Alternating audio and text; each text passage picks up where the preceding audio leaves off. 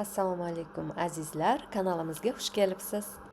Bugun baqlajondan birozgina achchiq va shu bilan birgalikda juda ham mazali bo'lgan salat tayyorlaymiz. Buning uchun kerakli bo'lgan masalliqlar kichkina bo'lsa 3-4 dona, katta bo'lsa 2 dona baqlajon.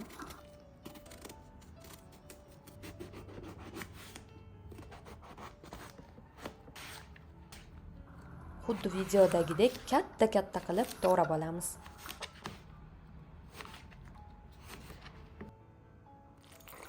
Sovuq suv va biroz tuz bilan qoldiramiz.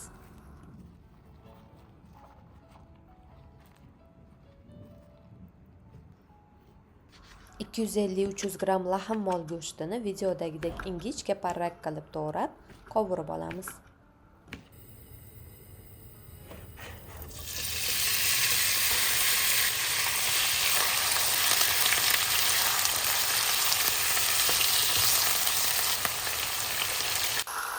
Tabga ko'ra tuz va ziravorlar hamda soya sousidan qo'shamiz.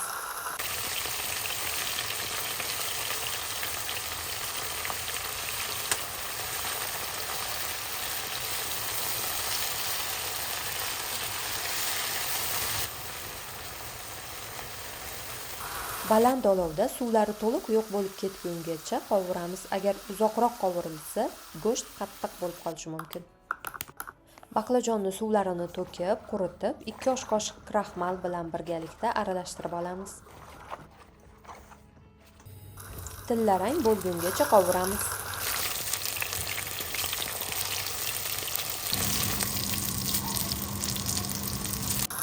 Tayyor baqlajonga go'shtni qo'shamiz. Kichikroq bo'lsa 3-4 dona, katta bo'lsa 2 dona bodringni katta parrak qilib to'g'rab olamiz.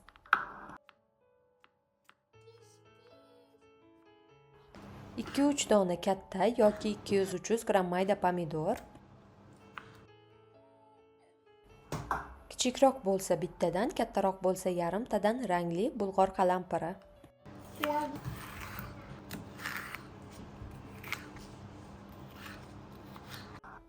Bir bog' ko'k piyoz. Bir bog' kashnich.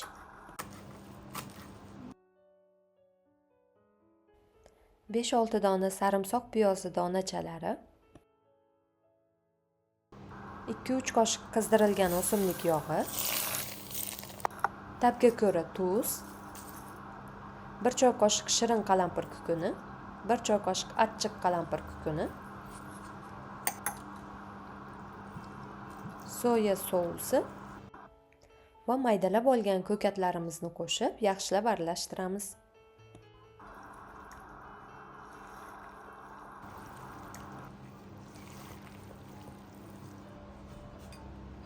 O'zingizga yoqadigan istalgan turdagi biroz achchiq bo'lgan sousdan 4-5 osh qoshiq qo'shsangiz bo'ladi.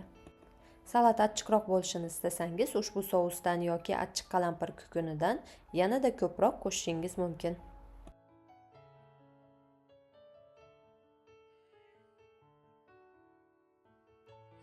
Salatimiz tayyor, shu zahoti iste'mol qilish ham mumkin, lekin qancha turgan sari shuncha mazaliroq bo'lib boradi. E'tiboringiz uchun tashakkur. Kanalimizda qoling, obuna bo'lishni, do'stlaringizga ulashishni hamda yoqtirish tugmachasini bosishni unutmang.